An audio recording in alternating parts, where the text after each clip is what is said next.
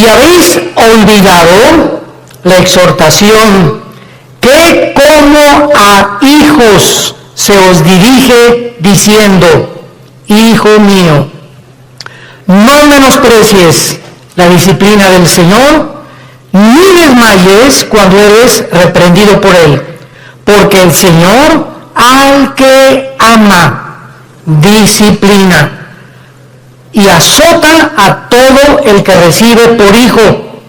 Si soportas la disciplina, Dios te trata como a hijos, porque ¿qué hijo es aquel a quien el Padre no disciplina? Pero si se os deja sin disciplina, de la cual todos han sido participantes, entonces sois bastardos y no hijos. Por otra parte, tuvimos a nuestros padres terrenales que nos disciplinaban y los venerábamos. ¿Por qué no obedeceremos mucho mejor al Padre de los Espíritus y viviremos? Y aquellos, ciertamente por pocos días, nos disciplinaban como a ellos les parecía, pero para lo que nos es provechoso, para que participemos de su santidad. Es verdad que ninguna disciplina al presente parece ser causa de gozo, sino de tristeza, pero después da fruto apacible de justicia a los que en ella han sido ejercitados. Este es uno de los pasajes más ilustrativos de la Biblia, de la forma como Dios trata a todos nosotros, a todos los que nos llamamos cristianos por su gracia y su misericordia. Desgraciadamente, muchos cristianos creen equivocadamente que puedes seguir viviendo una vida cristiana de negligencia espiritual, sin preocuparte por discipularte, ni estudiar seriamente la Biblia, ni tener diario devocionales, ni tampoco una vida consistente de oración. Sin embargo, muchas de estas personas que tratan de vivir esta vida, estos cristianos, ignoran, como por eso comienza diciendo que ya se les olvidó la exhortación que vas a ser disciplinado si no vives de acuerdo a la forma como Dios ha diseñado para que vivas. Pero vamos a ver en este estudio en qué consiste esta disciplina. ¿Cuáles son las bendiciones tan grandes, tan enormes, que los cristianos se están perdiendo por vivir esa clase de vida? Y podemos preguntarnos también, ¿estos cristianos tendrán consecuencias después de la muerte? Porque tendrán consecuencias en esta vida y hay consecuencias después de la muerte también. O sea, que todos vamos a llegar al cielo y todos vamos a ser recompensados de la misma manera. ¿Qué cosa es lo que Dios usa como disciplina a los cristianos que le han querido abandonar?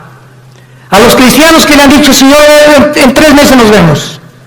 Déjame irme de vacaciones y reventarme en las vacaciones, etcétera, etcétera, y después de la Navidad te vuelvo a ver, ahí en enero tengo una cita contigo en la iglesia, Señor. El primer domingo comenzamos otra vez la vida cristiana. ¿Cuánto tiempo cree un cristiano o cristiana, desde luego, que puedes vivir sin que Dios haga algo para regresar otra vez a tener la comunión con Él? Vamos a ver todas estas respuestas en la Biblia y vamos a comenzar con la apostasía. La palabra apostasía, apistemi en el griego, significa salirse del camino, apartarse del camino o vulgarmente brincarse las trancas. O sea, la Biblia diseña a la iglesia como un corral donde Cristo es el pastor, nosotros las ovejas, y cuando una oveja se quiere saltar del corral, pues ¿qué pasa, verdad? Pues es que yo quiero encontrar otros pastos, engañada de que fuera del corral hay mejores pastos o mejor vida, lo cual es completamente mentira, porque fuera del corral están los lobos esperando comerse las ovejas. Dice el cuento que había una ovejita que le llamaban la rebelde de Tlanepantla. Y esta ovejita se brincó una vez el corral y fue el pastor por ella y se la trajo cargando. Y se brincó 2 veces el corral y el pastor fue por ella. Y la tercera vez que esta ovejita de Tlalnepantla se brincó el corral, entonces el pastor fue y le rompió una pata, a propósito. Y le dijo, prefiero que aquí dentro del corral estés cojita y manquita, a que te salgas y te vuelva a comer el lobo. Entonces muchas veces Dios tiene que recurrir, como lo vamos a ver, a disciplinas extremas, que son muy raras veces.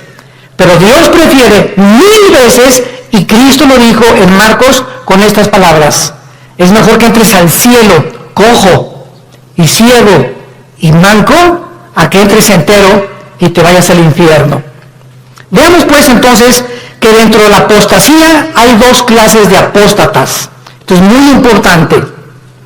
La Biblia nos advierte claramente que mientras más nos acerquemos al final de la segunda venida de Jesucristo, aumentará la tendencia a abandonar los principios cristianos. La presión del mundo sobre la iglesia, sobre tu vida y sobre mi vida, ejercerá dentro de ti por no estar lo suficientemente blindados, por no tener las suficientes convicciones firmes en nuestro corazón de lo que creemos, que vamos a ser seducidos por el mundo. En Mateo 24:12, Cristo dijo, por haberse multiplicado la maldad, como en el siglo XXI hemos llegado al último grado de maldad. ¿Saben ustedes cuál es el último grado de maldad? Llamarle a lo bueno malo y a lo malo bueno. Y cuando llegamos al punto donde reconocemos y legislamos las naciones, o más bien legislan las naciones los matrimonios entre los hombres y entre las mujeres, es el síntoma más grande que existe de descomposición social. ¿Por qué? Porque la familia es el fundamento de la sociedad. Es el núcleo y la fuerza de un país.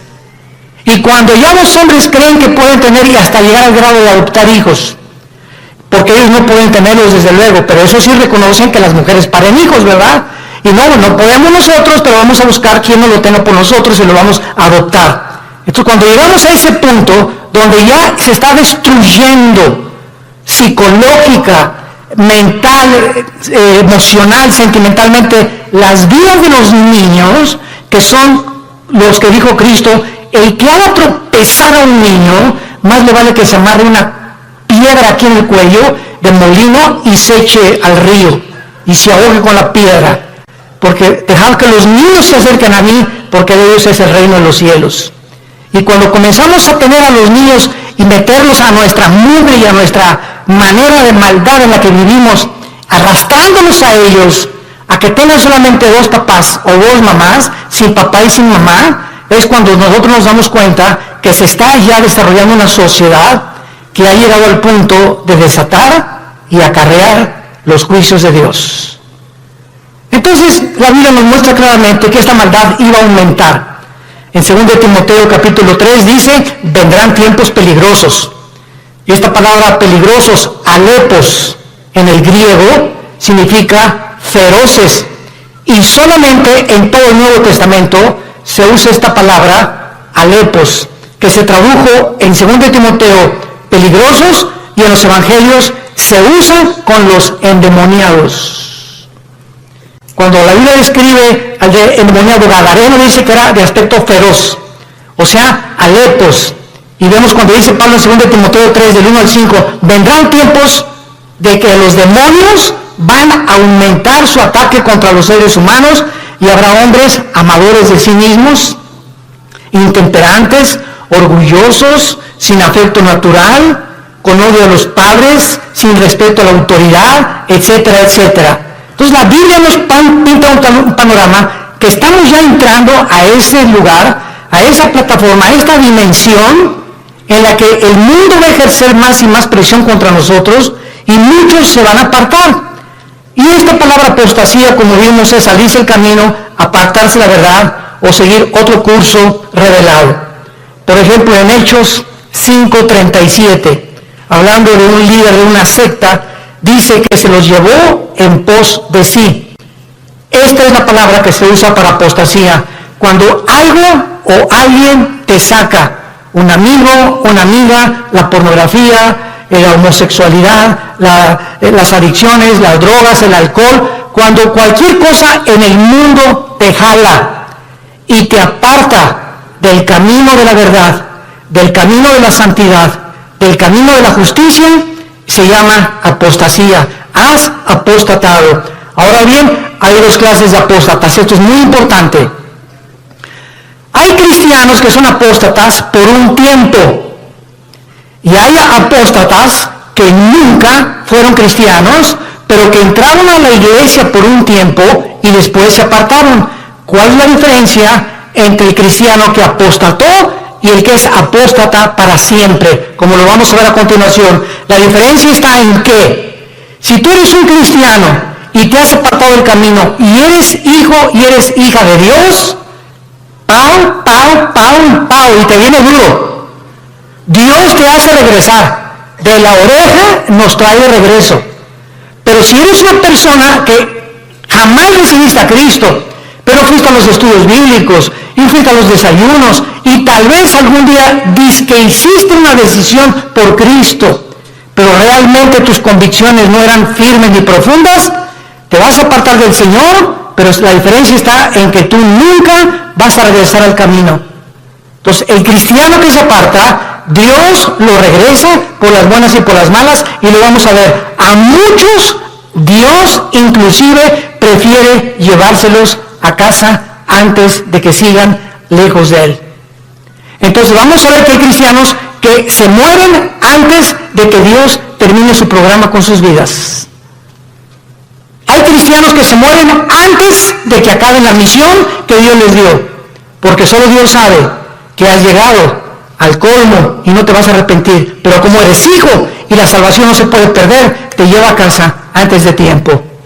Veamos en primer lugar algunos ejemplos de los apóstatas que nunca fueron salvos. Juan capítulo 13, el clásico ejemplo de Judas.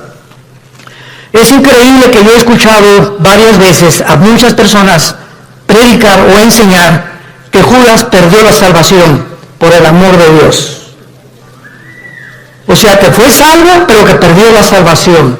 Vamos a ver qué dice la Biblia. En Juan capítulo 13, versículos 10 y 11. Ya Cristo está a punto de entrar a la cruz y al huerto de Getsemaní. Y les dice, el que está lavado no necesita sino lavarse los pies, pues está todo limpio. Eso le estaba hablando a todos los apóstoles que eran salvos, que eran cristianos, como todos nosotros. El momento que recibes a Cristo, ¿quién nos lava? Dice la Biblia en Efesios 5 que es la palabra de Dios la que nos lava y la sangre de Cristo, ¿verdad? Y ahora, ya siendo cristianos, Dios nos da la responsabilidad de nosotros seguirnos lavando. O sea, si cometemos un pecado, la sangre de Cristo, que es tan fresca como cuando nos salvó Dios, nos limpia de todo pecado. Entonces, un cristiano tiene que estar continuamente metiéndose a la regadera, porque diario se nos pega la contaminación del mundo, lo que es en tu oficina, con tus amigos, en la escuela, en la universidad, chistes groseros, un programa grosero, desnudos en la televisión, desnudos en el cine. Todo eso entra a nuestra alma y nos ensucia, nos contamina. Y esa suciedad la tenemos que estar sacando para mantener no la salvación, la comunión con Dios. Ustedes están lavados, pero no necesitan sino lavarse, ¿verdad?, los pies. Y vosotros limpios estáis, aunque no todos. O sea, había alguien ahí dentro del grupo de Cristo que no había sido nunca lavado. Ustedes sí están lavados y ahora necesitan sola, pero hay alguien entre ustedes que no está lavado, porque sabían a quién le iban a entregar. Por eso dijo, no están limpios todos. Judas nunca fue limpiado de sus pecados, jamás. Versículo 18. No hablo de todos vosotros, yo sé a quienes he elegido, mas para que se cumpla la Escritura, el que come pan conmigo levantó contra mí su calcañar. Capítulo 17 de San Juan. Nos brincamos al capítulo 17 y aquí ya Cristo lo aclara, tan transparente como la luz y el sol. Dice Juan 17, versículo 12. Cuando estaba yo con ellos, o sea, Cristo está orando al Padre, está dirigiéndole estas palabras al Padre. Cuando estaba yo con ellos en el mundo, yo los guardaba en mi nombre. A los que me diste, yo los guardé. Y ninguno de ellos se perdió, sino el hijo de perdición, para que la Escritura se cumpliese. O sea, nunca Judas estuvo bajo el cuidado de Cristo. Nunca, jamás. Los guardó de Satanás y los guardó del mal. Cuando vino Satanás a atacar a Pedro, ¿se acuerdan? Que le dijo Cristo, oye, Satanás ha pedido tu alma para zarandearte. Y Pedro, muy macho, no, yo no, me voy hasta la muerte contigo. Espérame, Pedro, el gallo va a cantar 3 veces y tú me vas a negar. Entonces, Pedro y Judas, los dos, traicionaron a Cristo. Los dos le volvieron la cara a Cristo, porque Pedro negó a Cristo 3 veces. ¿Y cuál fue la diferencia? Que cuando Pedro le negó, vean esto, cuando Pedro negó a Cristo, en ese momento Cristo se encontraba como a 10 metros de Pedro. Y cuando Cristo volteó a ver a Pedro, Cristo lo volteó a ver con los ojos moros. Ya había sido golpeado Cristo. Imagínense ustedes a Pedro, en el momento que canta el gallo, volver a Cristo, y Cristo con sus ojos moros, adolorido por los golpes que los soldados ya le habían dado, lo ve a Pedro diciéndole, ya ves, pero sabes una cosa, te sigo amando. ¿Y cuál fue la diferencia con Judas? Judas entregó a Cristo por 30 monedas de plata y sin embargo, cuando tuvo las monedas de plata, nunca creyó que Jesús era el Mesías, porque si hubiera creído, se hubiera arrepentido y le hubiera pedido perdón. ¿Qué hizo Judas? Agarró las 30 monedas de plata y las tiró. Y fue y se quitó la vida. Se suicidó. Se colgó de un árbol. Dice en Hechos capítulo 1 que se rompió, ¿verdad?, la rama del árbol y cayó de las piedras y toda se estripó completamente. Murió ahorcada y con todo el vientre abierto, comido por los gusanos. Así acabó Judas. Judas nunca, jamás fue salvado. Y en el capítulo 18, dice el versículo 8 de Juan también, respondió Jesús, os he dicho que yo soy, pues si me buscáis a mí, dejad a ir estos, para que se cumpliese aquello que había dicho, de los que me diste, no perdí ninguno, más que como dijo anteriormente, el hijo de perdición. Ahora, el apóstol Pedro, seguimos estudiando las personas que nunca fueran salvas. Segunda de Pedro, capítulo 2. Aquí el apóstol Pedro claramente habla en el capítulo 2 y describe las características de todos los falsos profetas. De todos esos que pueden predicar y pueden ser hasta pastores, pueden ser predicadores, ¿verdad? Inclusive que no tienen la salvación y que jamás fueron salvos. Y dice en Pedro, versículo 21 y 22, describiendo ya todas sus características de estos falsos maestros y profetas que menciona en el versículo 1 y versículo 2, dice el versículo 21, 2 de Pedro 2, 21 y 22, porque mejor les hubiera no haber conocido el camino a la justicia. O sea, hay personas que conocían que Jesús era el Cristo, que Jesús murió por sus pecados por ellos, y conocían que Cristo era la verdad y que la Biblia era la verdad. Mejor les hubiera sido no haberlo conocido, que después de haberlo conocido, volverse atrás del santo mandamiento que les fue dado. Escuchen, pero les ha acontecido la verdadero proverbio, el perro vuelve a su vómito y la puerca lavada a revolcarse en el lodo o en el cieno. Aquí Pedro, de una forma ya inequívoca, describe que todas estas personas nunca fueron salvas. ¿Cómo lo dice Pedro? ¿Qué hace un perro cuando vomita? Se vuelve a comer lo que salió, ¿verdad?, de su estómago. ¿Por qué lo hace? ¿Por qué lo hace? Pues porque es perro. Si no fuera gato, los gatos no lo hacen, los leones no lo hacen. Ahora, ¿por qué un puerco? Agarras el puerquito, y lo lavas y le pones Chanel y le pones un moño y todo, y lo sacas del lodo y lo envuelves y lo que tú quieras, y está y huele a Chanel número 5. Y a los 5 minutos el puerco se revuelve en el lodo otra vez. ¿Por qué no duró nada bañado y champuceado y perfumado? Porque es puerco. Ahora, para que el perro ya no regrese a su vómito, ¿qué se necesita? Cambiar su naturaleza, dejar de ser perro. Para que el puerco no regrese al lodo, necesita ser otro tipo de naturaleza, tener la naturaleza de otro animal, porque los puercos, esa es su naturaleza, el lodo, y los perros el vómito.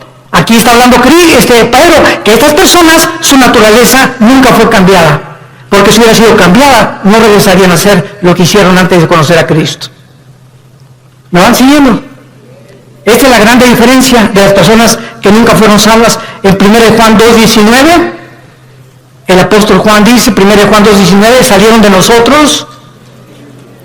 Oye, don Pancho, pero si tú ibas a la iglesia ahí en el Sinapolo hace 15, 20 años, o te vimos aquí en la iglesia, fuiste a los estudios conmigo, oye, tú estuviste en el ITI, tomaste todo el curso del ITI, compadre. Y ahora que estás divorciado, estás con otra señora, te has cometido adulterio, etcétera, etcétera, y te contesta tu compadre, sí, ¿y qué? Chale. Ya en ese momento te das cuenta, ¿verdad?, que ya hay algo raro. A una persona que fue cristiana, pues sí, ¿verdad?, y me duele, ¿verdad?, y lo que tú quieras, pero estas personas salieron de nosotros, pero no eran de nosotros. Porque si hubieran sido de nosotros, dice 1 Juan 2:19, hubieran permanecido con nosotros. Salieron para que se manifestara que no todos los que vienen a la iglesia son y pertenecen al cuerpo de Cristo. Todas las iglesias, esta y todas en el mundo cristianas, todas las iglesias, sin excepción, son una mezcla del trigo y la cizaña. Así que el que está a tu lado de la derecha, aunque tengas cara de Santa Rita de Casia, y el que está atrás de ti, que tiene cara en Clodomiro, no son todos lo que aparecen ser.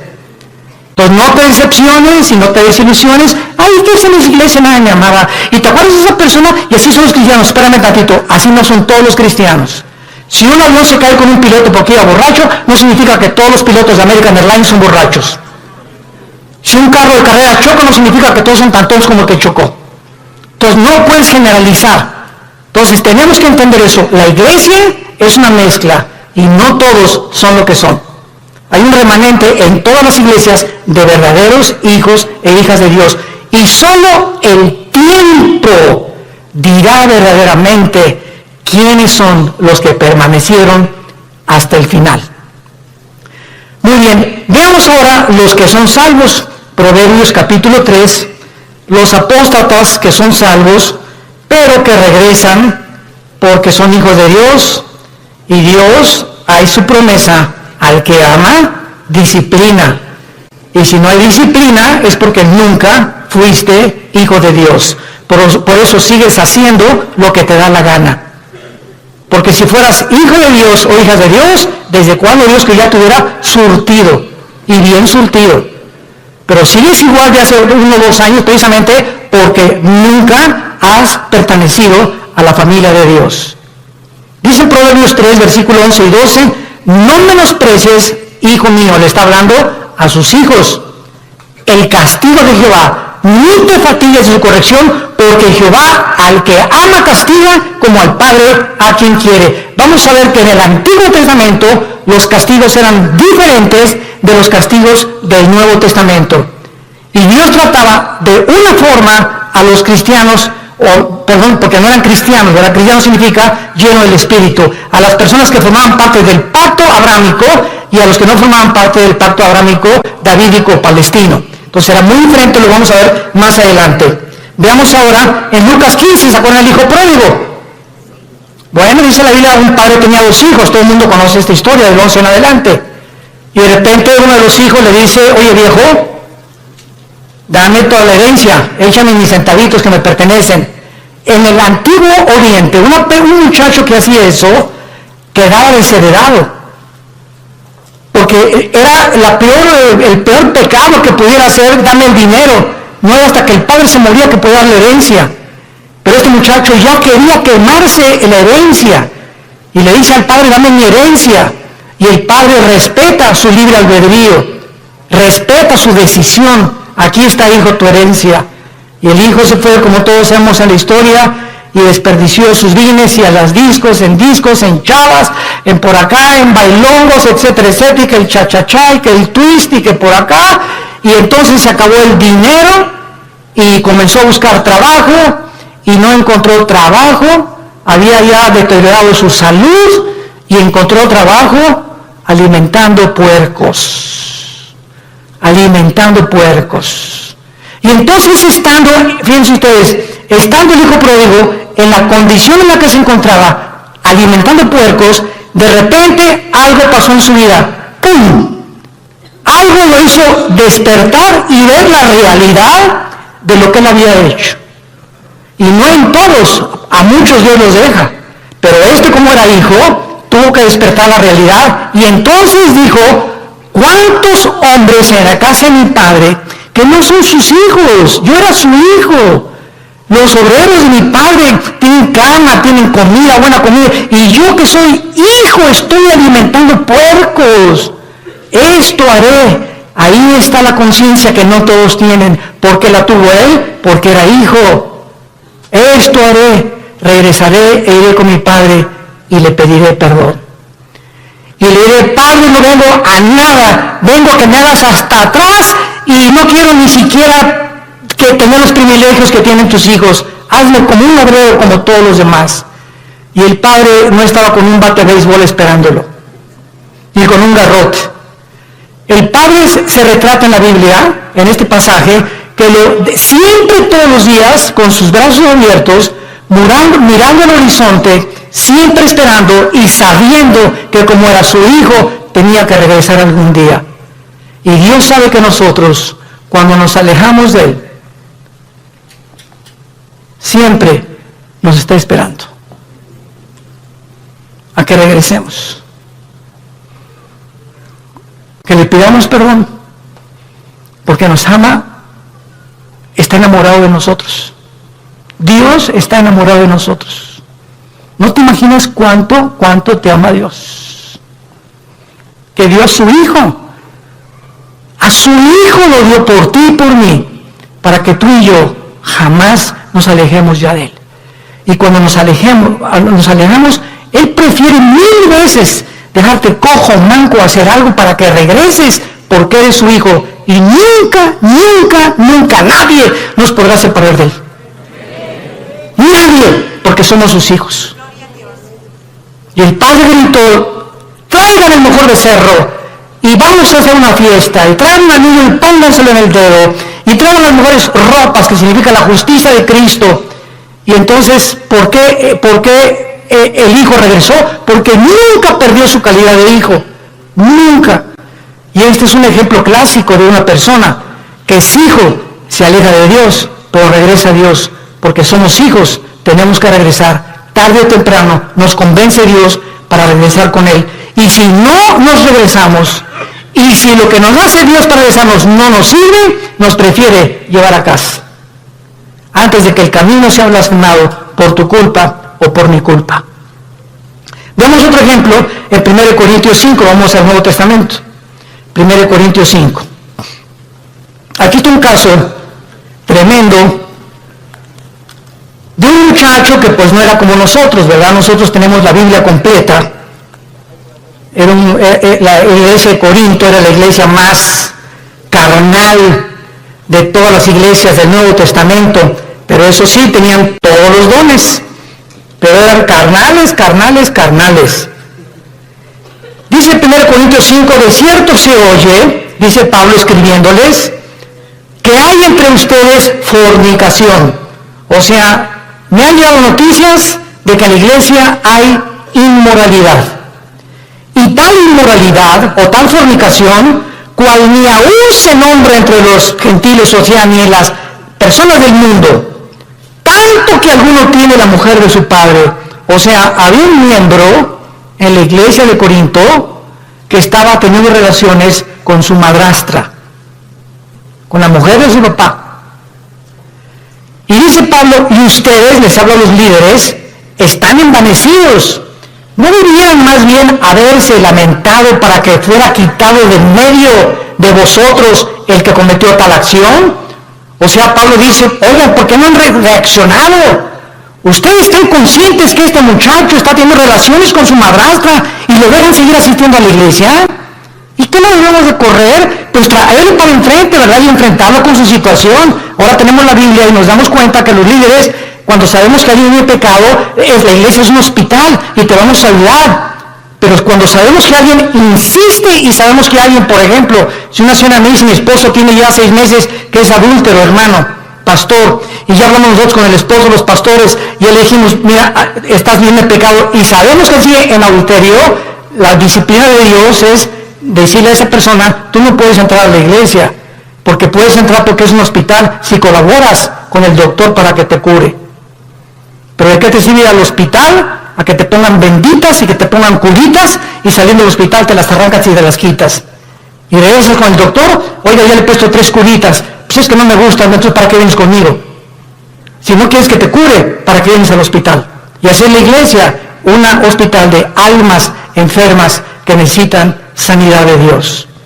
Y dice más adelante el versículo 3, ciertamente dice Pablo, yo, como ausente en cuerpo, pero presente en espíritu, ya como presente he juzgado al que tal cosa he hecho, en el nombre de nuestro Señor Jesucristo, reunido en vosotros y mi espíritu con el poder de nuestro Señor Jesucristo, el tal sea entregado a Satanás para destrucción de la carne.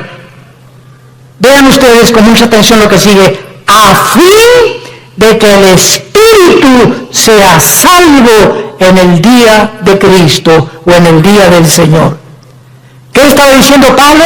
Que cuando una persona es disciplinada por los pastores en la iglesia y es sacada de la iglesia al mundo, lo sacas del corral, afuera del corral están los lobos. Y Dios le da el permiso a Satanás de atacar a esa persona y quitarle la vida. Y quitarle la vida. Pero el espíritu es salvo porque era hijo de Dios. A fin de que el espíritu sea salvo. Aquí está un muchacho que iba a morir en pecado, pero como la salvación no se pierde, se va al cielo antes de tiempo. ¿Por qué? Porque la salvación que nos ha dado es por gracia.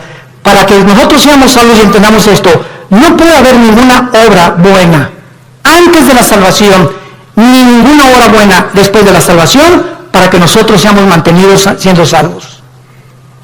Cuando alguien me dice que la salvación se puede perder, les digo, bueno, es que tú no has entendido el pacto de Dios. Antes de Cristo, ¿cómo fuiste salvado? ¿Qué hiciste para ser salvo? Nada, no hice nada, y Dios te salvó. Bueno, ya eres salvo. Y ahora me dices que ahora me tengo que hacer buenas obras para mantener mi salvación. No, de ninguna manera.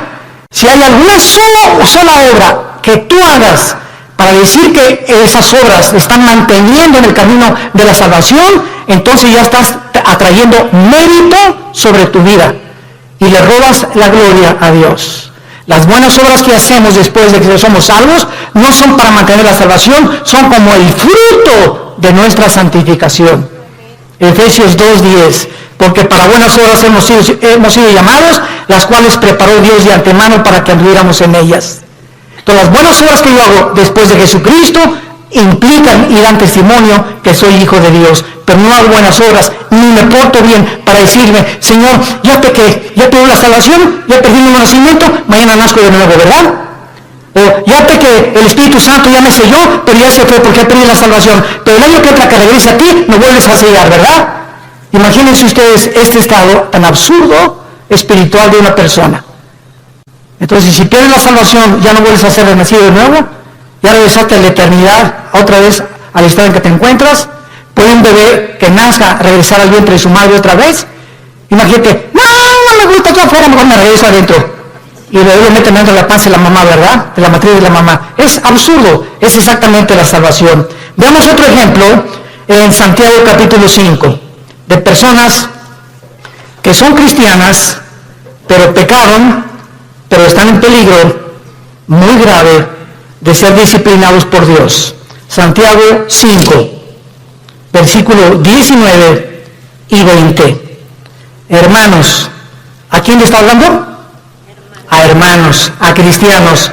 Si alguno entre vosotros, o sea, entre los hermanos, se ha extraviado, o sea, se ha salido del camino, o ha apostatado de la verdad, y alguno le hace volver, sepa que el que haga volver al pecador del error de su camino, salvará ¿de qué? De muerte un alma y cubrirá multitud de pecados. Esto es lo que vamos a entender en Juan 5, lo vamos a ver. Esto es lo que se llama el pecado de muerte de un cristiano. Si tú ves que tu hermana o tu hermano anda por allá afuera y nadie sabe más que es cristiano, pero tú vas, oye Jorge, ya no sigas así, hombre, ya no te la sigas tronando, ya no sigas acostándote con tu novia, Dios te va a disciplinar. Y si tú convences a esa persona de que regrese al pecado, lo estás salvando, porque si ese que tú vas a exhortar sigue ese camino, Dios no tarda en llevárselo a casa antes de tiempo, o que le venga algo serio en su vida para que lo haga recapacitar y regresar a Dios, o llevárselo a casa antes de tiempo. Si tú ves a alguno entre los hermanos que tiene una vida licenciosa y que se dice cristiano, y tú logras convencerlo y orar con él, o comenzar a orar por él y traerlo al camino otra vez, lo estás salvando de que Dios se lo lleve antes de tiempo a su casa. Ahora veamos otro ejemplo también de estas personas en 1 Juan capítulo 5. Antes del Apocalipsis está 1 Juan, y dice así: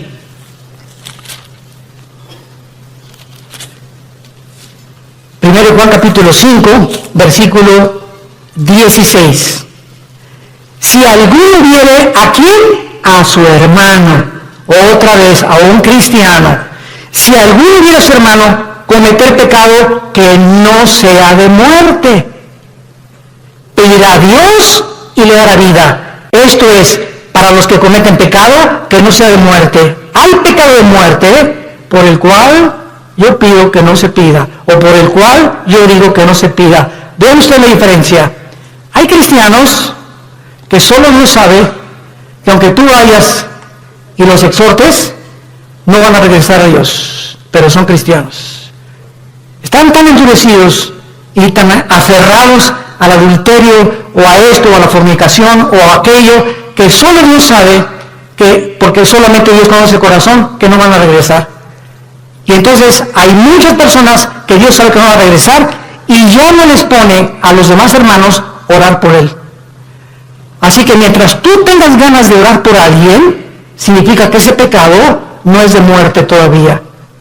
Pero cuando ya no sientes orar por nadie, o por esas personas que andan en pecado, y tú ya tienes un mes o 2 meses que no oras por ellos, es porque el Espíritu Santo ya no te los ha puesto, porque ya no tarda Dios en llevárselos a casa. Esas son las personas que son salvas, pero que han cometido el pecado de muerte. Ahora veamos algunas causas espirituales por las cuales los cristianos se apartan de Dios. He apartado 4 principales razones. La primera es la persecución. Juan capítulo 15, 18 al 19. Si el mundo los aborrece, sepan, nos está hablando los hijos de Dios, que el mundo me aborreció a mí. Si tú eres cristiano y regresas a tu casa y ya con el pastor, ¡ay, pastor! Pues desde que me convertí, ya mis padres no me quieren, y en la escuela se hacen burla de mí, bla, bla, bla, etcétera, etcétera. Pues, ¿qué creías entonces? Dios nos llamó no solamente a creer en Él, sino a padecer por Él también. Ahora, ¿no quieres que te persigan? ¿No quieres ser diferente a los demás? No quieres que nadie te calumnie, ni que nadie haga chismes contra tu vida. No hay ningún problema. Únete al grupo de ellos y no seas diferente. Pero si eres diferente, te van a perseguir y te van a calumniar y van a inventar cosas contra nosotros, porque el mundo odia a Cristo y nos odia a nosotros, que somos sus representantes. Y esta persecución hace la que mucha gente, no, pues yo prefiero mejor, y contestas, ¿es cierto que tú eres cristiano y que andas con los aleluyos? No, mira, bueno, soy cristiano, pero no soy exagerado, no estoy así en un extremo. Estoy conociendo a Cristo, y comienzas a poner pretextos y a avergonzarte y decirles, sí, ¿y qué?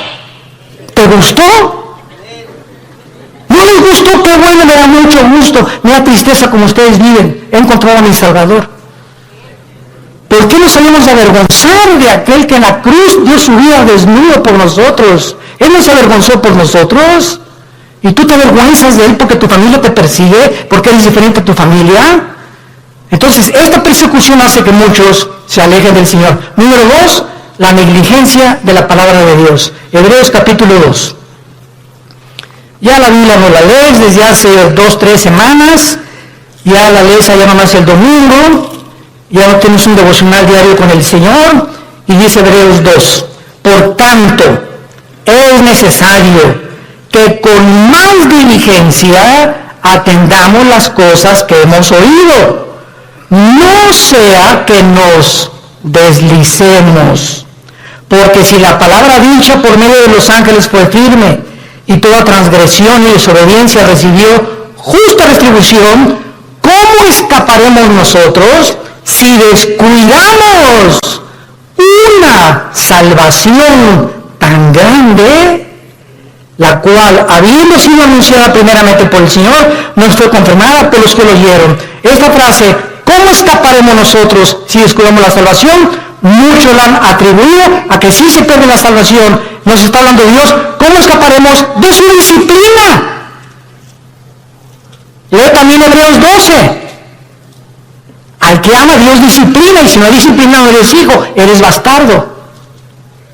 Entonces, ¿cómo escaparemos? ¿Cómo crees que te vas a escapar de Dios habiendo sido cristiano ya? Si tú descuidas tu vida devocional con Dios. Número 3, la amargura. Hebreos 12:15. La amargura es otra causa de alejarse de Dios. Mirad bien, Hebreos 12:15, que ninguno de ustedes deje de alcanzar la gracia de Dios. ¡Qué tremendo! Dejar de alcanzar la gracia de Dios. ¿Cómo? Que brotando alguna raíz de amargura te estorbe y por ella contamines a muchos. Esto está tremendo, Hermano en Cristo, hermana en Cristo, tú y yo no podemos darnos el lujo de odiar a nadie. Hayan hecho lo que nos hayan hecho. No podemos darnos el lujo de tener rencor contra nadie. Hayan hecho lo que te hayan hecho. Que te violaron, que te robaron, que te golpearon, que tus papás, lo que hayas atravesado en la vida, perdónalo. Perdónalo. Que no puedo perdonarle, cae de rodillas, Señor, díselo, no puedo perdonar. Gracias, hija, porque eres honesta. Padre, si tú no me das el poder de perdonar a Pancho, o a Lucrecia, o a Carlita, etcétera, etcétera, o al perro que me mordió, no tengo la capacidad de perdonar. Pero si tú eres cristiano y estás en tu corazón en este momento que me escuchas, tienes algo contra alguien que te ha lastimado en el pasado, ten mucho cuidado, porque el rencor se vuelve en amargura. Y cuando un cristiano está amargado, cierra el cielo. Cierra el cielo. ¿Qué es la gracia? No es la gracia santificante, no es la gracia salvífica, está hablando de la gracia santificante. ¿Qué es la gracia? Diario el cristiano necesita poder de Dios, diario necesita el poder de Dios al venir a su palabra para tener el poder de vivir para Él. Porque separado de Él yo no puedo hacer nada. Entonces la amargura me bloquea la gracia de Dios y me quedo sin poder. Me quedo en mi propio poder, en mi propia carne, porque algo está bloqueando que Dios me ayude y me saque del pozo de la desesperación, de la red en que he caído, de la trampa que te pusieron. ¿Qué cosa es? la amargura. Es el más grande veneno en la vida de un cristiano. Y número 4, el amor al dinero. Primera de Timoteo 6, versículo 10. Porque raíz de todos los males no es el dinero, es el amor al dinero. Gracias a Dios por las familias ricas y los millonarios, porque la obra de Dios tiene que sostenerse. Si no hay dinero, no hay misioneros. Si no hay dinero, no hay construcciones. Si no hay dinero, no hay televisión. Si no hay dinero, no hay viajes. El dinero no es malo. El malo es amar lo que tú tienes. Cuando tú amas más lo que tú tienes que la obra de Dios, te va a hacer que te alejes de Dios. Dijo Cristo en Marcos, hablando de la parábola del sembrador, pero muchos, el afán del mundo y de las riquezas, entran y ahogan la palabra y nunca das fruto. Estas son las razones por las cuales tú puedes alejarte de Dios. Ahora veamos rápidamente en 2 Samuel 7 las consecuencias que sufrieron en el Antiguo Testamento los que eran y pertenecían al pueblo de Dios. O sea, los que tenían garantizada ya la salvación. De forma diferente a la de nosotros, porque no tenían el bautismo del Espíritu Santo, pero la forma que eran de Dios. 2 Samuel capítulo 7, veamos la disciplina de Salomón. La Biblia menciona 3 consecuencias principales del pecado en un cristiano. Número 1, la disciplina. 2, la muerte, que ya lo vimos. Y 3, la pérdida de recompensas en la otra vida. En otras palabras, si tú te mueres siendo cristiano en pecado, o en un pecado, porque pues quién se va a morir sin pecado, ¿verdad? El único sin pecado ha sido Jesucristo. Si yo me muero, estás ahí en el hospital, y ya te da el síntoma, y hay una enfermedad guapa y le haces, ¿qué tal enfermerita?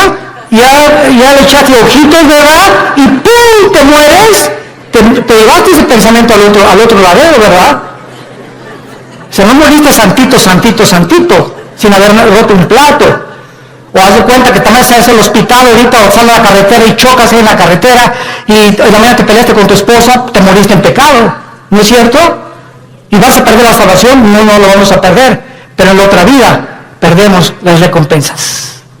Que no se imaginan qué grandes recompensas hay, porque no todos los cristianos en la otra vida vamos a gobernar con Cristo, solo los vencedores.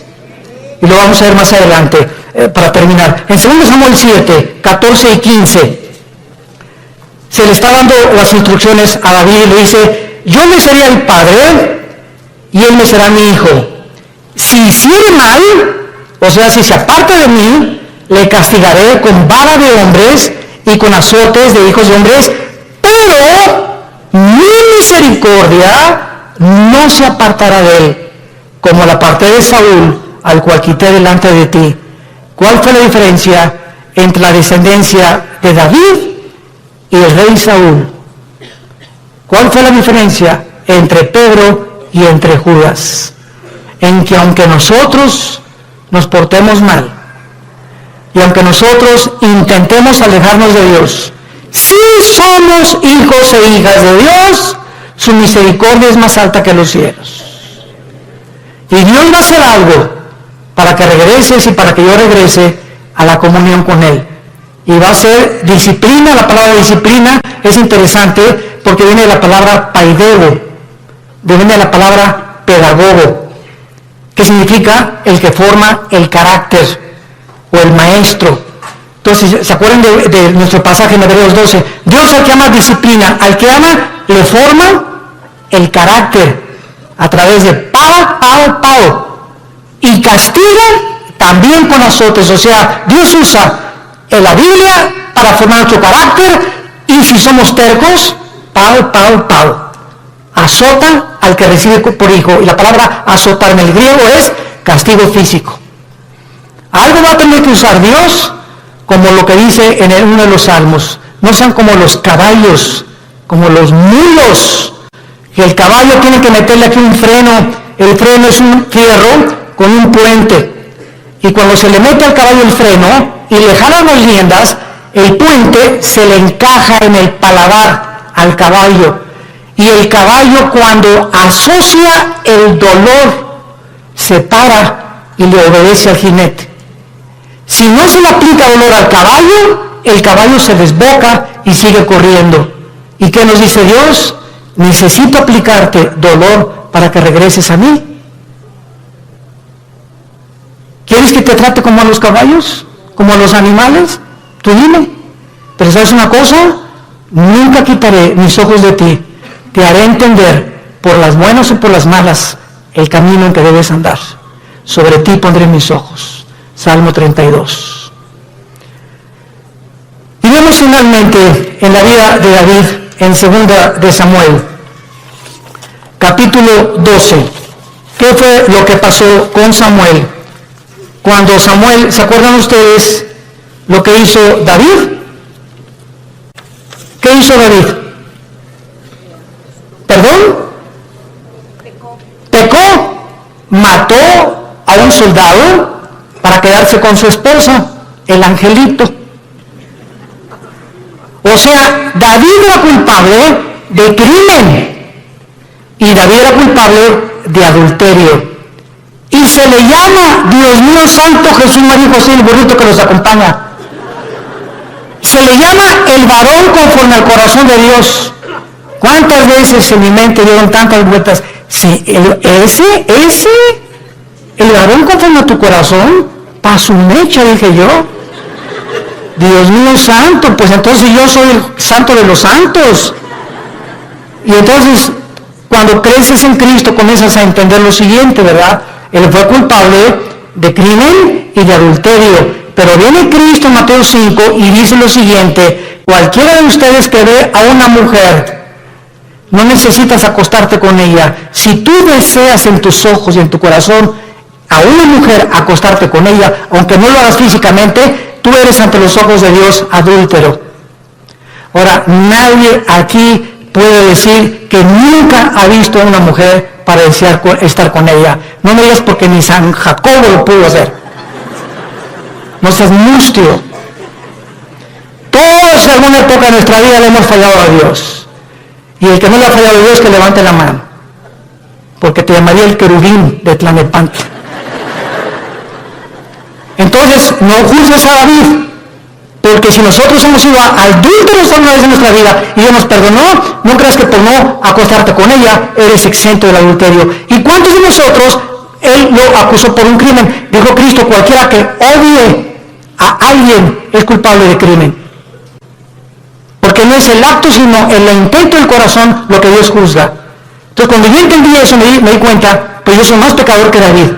Porque muchas veces oía a tantas personas, y cuántas veces decía a tantas mujeres, y tú me has perdonado, Señor.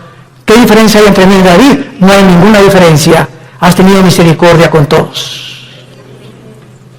Y ahora todos nosotros somos varones y mujeres conforme al corazón de Dios, porque somos sus hijos. Y nos amó hasta la muerte en una cruz. Y dice en 2 Samuel capítulo 13, versículos 13 y 14.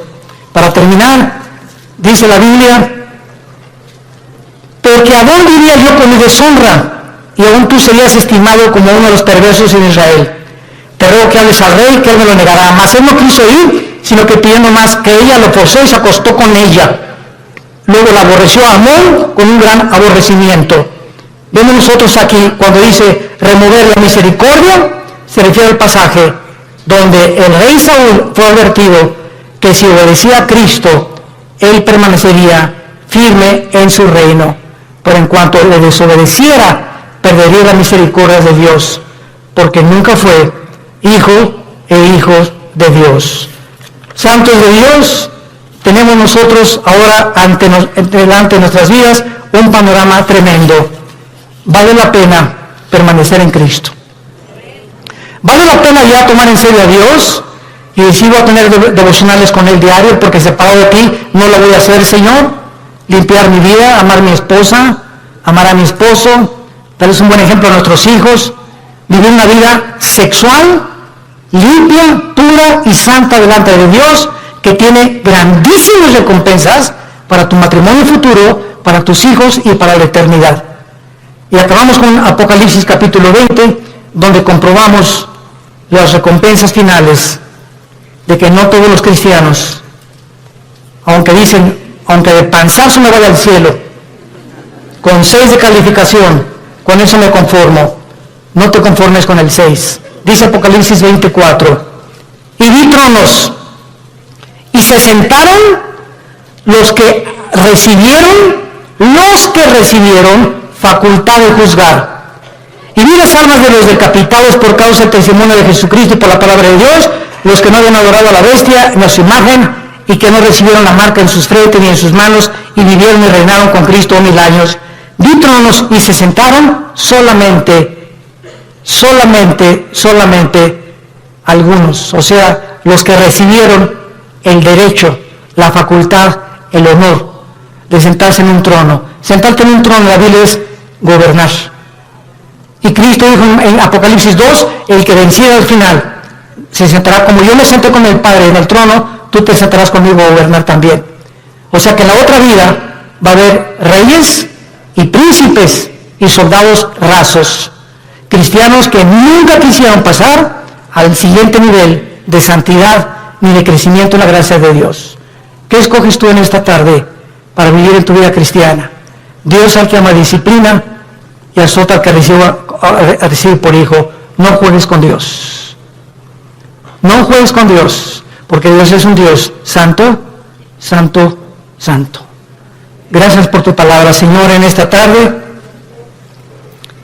por el amor tan eterno e infinito que has derramado en nuestras vidas por ti, al mostrarnos que la vida de tu Hijo fue el precio que pagaste para que nunca dudáramos de cuánto nos amas, porque eres un Dios bueno.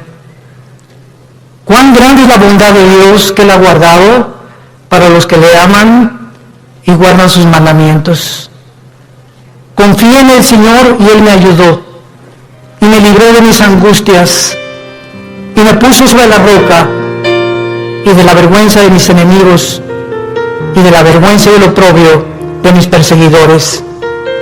Diré yo a Jehová, esperanza mía, castillo mío, mi Dios, en quien confiaré. Castillo mío, mi roca. Torre fuerte es el nombre de Jehová. A Él correrá el justo y seremos levantados. Dios en esta tarde te está hablando, tú que has alejado tu camino de Él.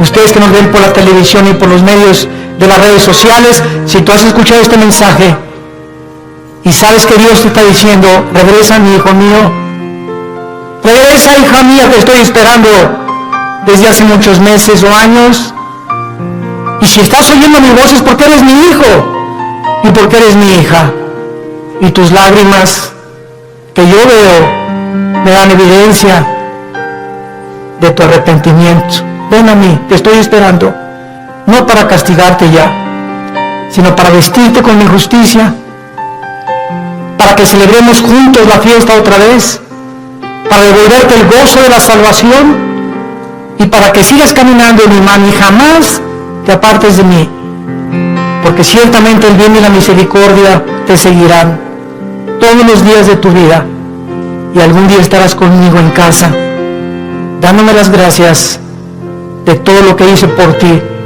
y del amor eterno con que te he amado.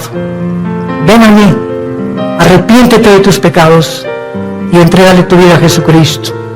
Y dile, Señor, perdóname de haberme alejado de ti. Regreso a ti con todo mi corazón y con todas las fuerzas de mi alma. Gracias por haberme hablado esta mañana y haberme dicho que no puedo vivir así ya, que el pecado, la paga del pecado es la muerte, y que el que esconde sus pecados no prosperará, mas el que los confiese y se aparta alcanzará misericordia. Gracias porque en esta mañana he alcanzado tu misericordia, en el nombre de Jesús.